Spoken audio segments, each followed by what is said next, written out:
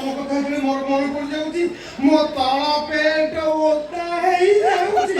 ତ ମାକୁ ପଚାରିଲେ ସେ ଠିକ କରି କହିଦବ କେତେ ଜଣକୁ ତା ଗ୍ୟାଲେରୀରେ ରଖିଛି ଆଉ କେତେ ତାକୁ ସେ ଡିଲେଟ କଲା। यार भाई ये लंबा पे तू केमी जानिल मोला सिपा डेली रात होते वीडियो कॉल देखौ जति ये लंबा लो बापा ମୁଁ ଯୋଉ ଲାଇନକୁ ଧରିକି ଟାଣୁ ନଥିଲି ସେ ଛିଣ୍ଡୁ ନଥିଲା ତାର ଦୈର୍ଘ୍ୟ ବୃଦ୍ଧି ହେଲା। ତାପରେ ତ ଆଉ କିଛି ଚିନ୍ତା ନ କରି ଢାକି ପରେ ବି ବସିଲା। ତା ସାନ ଭାଇ ଭାଇର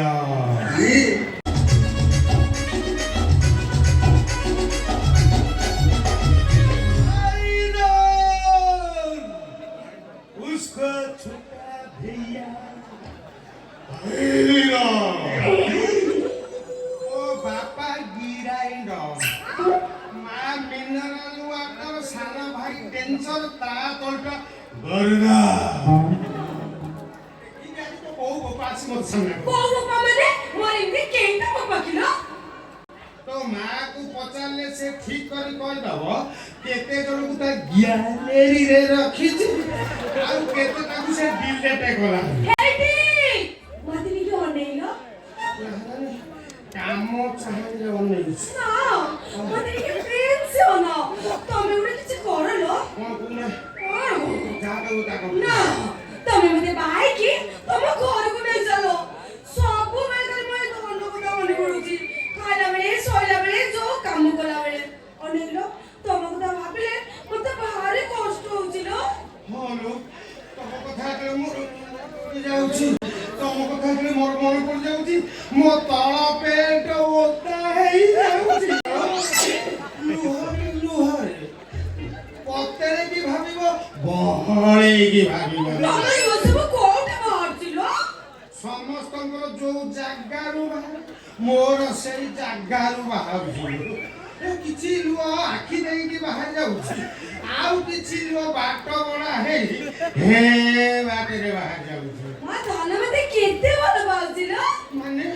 ଯଦି ମାପିଆ ଯନ୍ତ୍ର ଥାନ୍ତା ପକେଇ ଦେଇକି ଦେଖେଇ ଦିଅନ୍ତି ତମେ ଦେଖି କେତେ ଭଲ ପାଏ ମାନେ ବିଶ୍ୱାସ କର ତମ କଥା ହେଲେ ମୋର ମନେ ପଡି ଯାଉଛି ଗୋଟିଏ ତକିଆ 8 ଦିନ ଯାଉଛି। ଅଖିଆ ପୁଣି କଣ ମାନେ ତୁଳା ପରେ ପଡୁଛି ଖାଲି ବେର ଉପରେ ଖୋଳଟା ପଡିବ ତୁଳା ସବୁ କୁଆଡେ ଯାଉଚିଲୋ କିଛି ତୁଳା ଉଡେ ଖଟିଆ ଉପରେ କିଛି ତୁଳା ଲାଗେ ତାରେ ସଦନିଲ କିଛି ତୁଳା ଲାଗେ ତାରେ ଆଉ କିଛି ତୁଳା ମୋ ଛାତି ବାଳରେ ଆଉ କିଛି ତୁଳା ମୋ ଛାତି ବାଳରେ କିଛି ତୁଳା ବାପୁରିରେ ସଦନିଲ କିଛି ତୁଳା ବାପୁରିରେ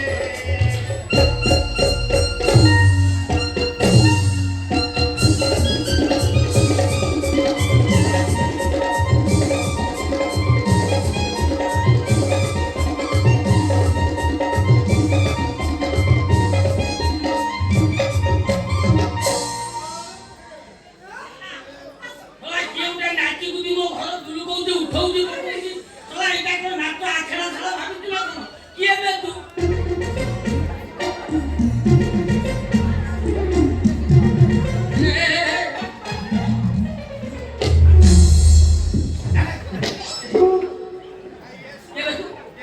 तू के बे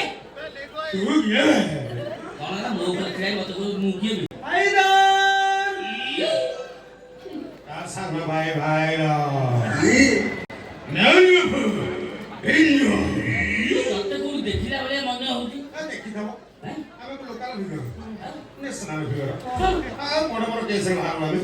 ଦେଖିଥବ ଆମ ଭାରତର ପ୍ରଧାନମନ୍ତ୍ରୀ ସ୍ୱର୍ଗୀୟ ଇନ୍ଦିରା ଗାନ୍ଧୀ ତାଙ୍କରି ବଡ଼ କେସ୍ରେ ମୁଁ ପେପରରେ ବାହାରୁଥିଲି ଡେଲି ସବୁଦିନେ ତମେ ଦେଖିଥିବ ନା। ହଁ କାଲି ପର୍ଯ୍ୟନ୍ତ କି ଇରାକ ରାଷ୍ଟ୍ରପତି ବିମାନ ଦୁର୍ଘଟଣାରେ ମୃତ୍ୟୁବରଣ କଲେ ତାଙ୍କରି କେସ୍ରେ ଆସ୍ତକ ଟିଭିରେ ଆଜ ଯାକେ ବାହୁଛି। बापा चिनी पानु कोन जे ये पा हाइदर भाई भाइदर भूली गला ए देखा ता पछपड़ी लिखाई जा भाइदर ये नो ना हाइदर डान हाथ यार पा ये लंबा यार ये नंबर पे तू केमी जानिल मोला सिपा डेली रात होते वीडियो कॉल देखौ जति ये लंबा लो बापा ମୁଁ ଜୁମ୍ କରିକି ଦେଖାଏ ଆଜି ଶୁକ୍ରବାର ଥରେ देख भाईदार छोटा भैया भाईदार ये हे तू सही ना तू से तमे सही ना तमे अब बोली ना घईता मथुरी पिसा बिकु भाई तू कोन मो बापा को चिनिছো माने चिनिछ माने तो बापा मोर भलो संपर्क 20 वर्ष तळर संपर्क तो बापा मोर भलो संपर्क ये बापा बिकु भाई रे केते स्मरण शक्ति देखुछु 20 वर्ष तळक जाबे मने रखते ना 20 वर्ष हेई 200 वर्ष तळे तो बापा दिनो देखि दादा तो बापा मते पटास की चिनी पकी दादा एमिति आ तो बापा मोर मधुर संपर्क ओ बाबा तो हाथ धरि तो गोतळ बोलि से जो मधुर संपर्क କଥା ମନେ ପକାନା ମନେ ପଡିଲା ବେଳକୁ ମୋ ଦେହ ହଲୁସି ଯାଉଛି ଆଉ ଉଠିବ ରେ ପୁଲିସ ଉଠିବ ସେ ଆମର କାଇରେ ସମ୍ପର୍କ ସେ ଆମର ବାଇଗଣ ତିଆରି ସମ୍ପର୍କ କଣ ମୋ ବାପା संगे तोमर बायोड केरी संपर्क ଗାଁ ଲୋକ ସେଇ ସାଙ୍ଗେ ଅଲଗା ସମ୍ପର୍କ ସେ ମୋର ବଡା ବାହାରେ ଆଉ ଗୋଟେ ହିସାବ ସୁଚି ଘର ସେ ଆମ ପିସା ହେବେ ମୁଁ ପିସା ତ ପକେଇ ସେ ସମ୍ପର୍କ ଗଲା କିନ୍ତୁ ବାଇଗଣ ତିଆରି ଯୋଉ ସମ୍ପର୍କ ସେ ସମ୍ପର୍କ ଆମର ଗଭୀରରୁ ଗଭୀରତମ ତାହେଲେ ଚାଲ ଆମେ ଏନେ ବାয়োड କେରି ବୁଝିବା କିଛି ଡାକ୍ତର ତା ବିଷୟରେ ଗବେଷଣା କର ଚିନ୍ତା କର ଭାବ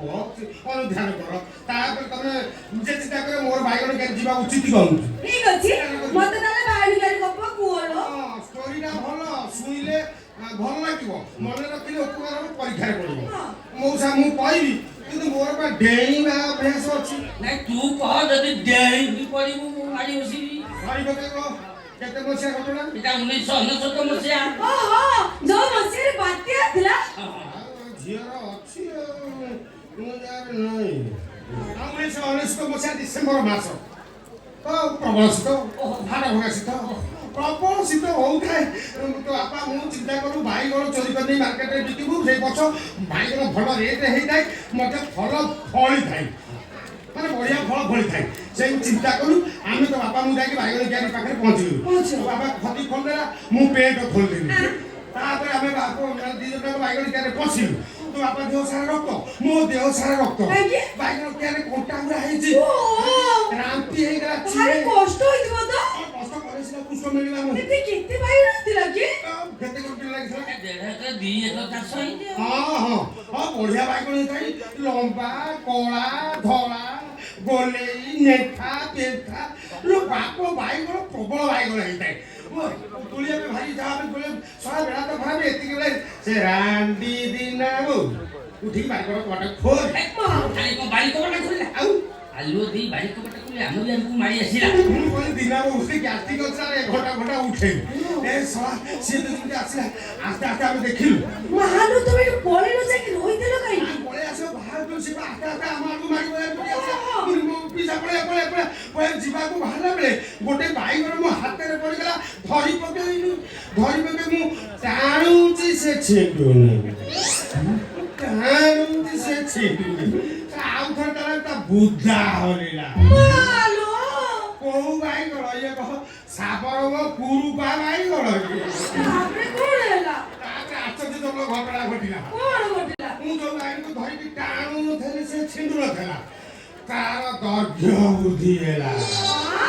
ତାପରେ ତ ଆଉ କିଛି ଚିନ୍ତା ନ କରି ଭାଗି କଣ ଭଳିଆ ବସିଲା ମୋ ବାପା ମାଇଲା ସୁବିଧାରେ ଶିଖେଇକି ବାଇଗଣ ଚୋରି କରିବାକୁ ମୋ ଯୋଉ ଅବସ୍ଥା ହେଲା 8 ଦିନ ମୁଁ ସଜା